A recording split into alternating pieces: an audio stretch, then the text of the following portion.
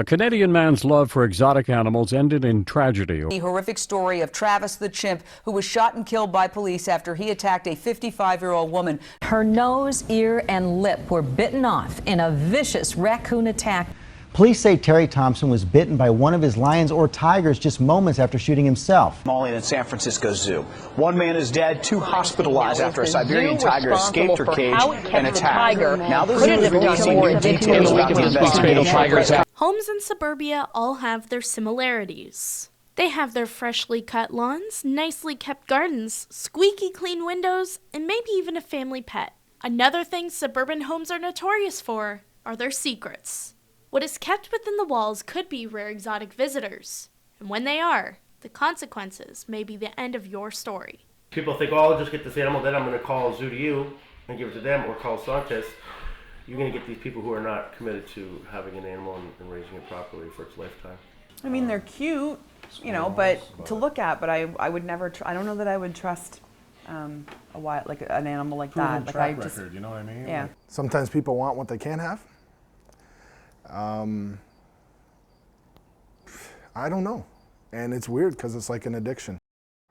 According to the American Society for the Prevention of Cruelty Towards Animals, exotic animals travel endless miles a day in their natural habitat, relying entirely on their instincts. Even being born into domestication, an animal's instincts will never be silenced from its beastly potential, which can be proven dangerous to anybody who is nearby. In August 2013, Noah and Connor Barth from New Brunswick, ages 4 and 6, were found dead in an apartment after an American rock python came through the ventilation system from the pet store downstairs. The 14-foot snake strangled the boys in their sleep. After they were found, the snake was destroyed. These are wild animals. Wild animals do not think like we do. Mm-hmm. They react. That's all they do. So there's no animal that comes along, you know. These animals, snakes don't think, oh, I want to kill this human today. But what happens is they just get confused for whatever reason, and their instincts take over. And their instincts are to bite and to wrap and to kill. That's what their instincts do. There's no reason for anybody to be keeping a Burmese python, a rock python, a reticulated python, anything that gets over 10 feet long. There's absolutely no reason for it. I bought a zoo basically when I met Holly. It's a lot of work. It's not, you don't just get up and make your coffee and lounge around and have time for yourself. You have to make sure you take care of them first. Go away, it's a big ta-da because we have to find someone that's able to take care of all the animals. Some animals are more high maintenance than others, but with a wild animal comes a wild responsibility. Their needs can be seen on television, in zoos, and in their natural habitat, how they kill, protect, and survive. Every animal has a different preference when it comes to diet, amount of living space, and even environment temperature. It is the owner's responsibility to know these specifics before making that life-changing purchase for the greater good of their home and their animal. So okay. Can you tell me what we're doing today? Well, right now we're going to feed a corn snake. This is a snow corn. Okay. We feed them adult mice. This is a dead mouse. We try to feed everything in the store fresh kill. Okay. So it keeps the temperament of the animal down. If you were to feed a snake a live rodent, some snakes will only take live, but we try to do everything dead or frozen thawed if we can. It lessens the chance of the snake getting hurt. Okay. This mouse doesn't look like much, but he could definitely hurt the snake, harm it in several ways. I'm gonna dangle it. She's gonna sense it with her tongue, and it's that fast. To digest it, the snake should have this fully digested in anywhere from 3 to 6 days, just because this size of the prey. The digestive process on a snake is not like a human. All your organs are working right now by us just standing here talking. Mm-hmm. Theirs is not. Their heart has to get into that mode. Their body has to go into that mode, so everything changes with them. They have to force their body into that mode to be able to digest this prey.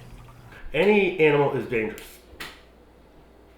The most dangerous animals we have are probably dogs. If you realize, do an investigation on the amount of dog bites we have every year, that's probably the biggest threat that there are in dogs. I mean, if you look at their teeth, they have big teeth, and dogs get confused or they get territorial for any reason, and they'll lash out and bite somebody, usually a child.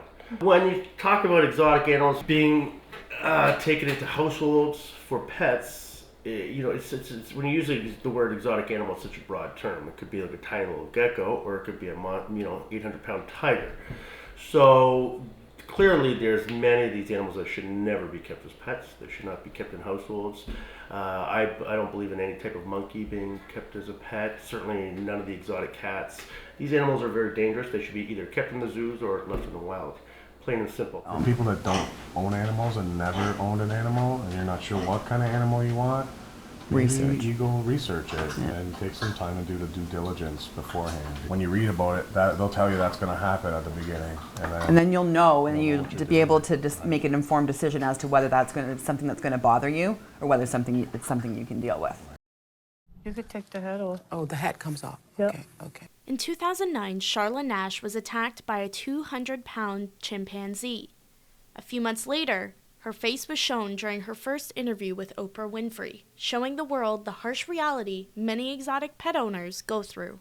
All mammals are adorable when they're babies. Monkeys, big tigers, raccoons, all these animals are adorable when they're babies. But what happens is they mature. As soon as they hit maturity, all these hormones kick in and it becomes a wild animal. You cannot take that out of the animal. And it's totally unpredictable at that point. There's sexual problems. In other words, it's going to attack, and then it's probably have to be destroyed. And then if you want to try and release it to the wild, you can't really release it now because it's already been raised in captivity. So you've created this whole problem. You've raised a wild animal in captivity that does not know how to behave or survive in the wild, and now it's stuck in limbo. The 2010 documentary The Elephant in the Living Room, directed by Michael L. Weber, captured undercover footage of the exotic animal market, which is still completely legal. This is where the exotic possibilities take place, where anyone, professional or not, can obtain any creature with a for sale sign on it. Some of the most powerful animals in the world are being confined to the walls of suburban homes, becoming not only a risk via teeth and strength, but also by infection and disease. You never know if what you're seeing on Discovery Channel is in the home next to yours. For suburban homes are notorious for their secrets, and a zoo full of domesticated dangers could be the biggest one of them all. But whether or not the danger is actually there is for you to decide.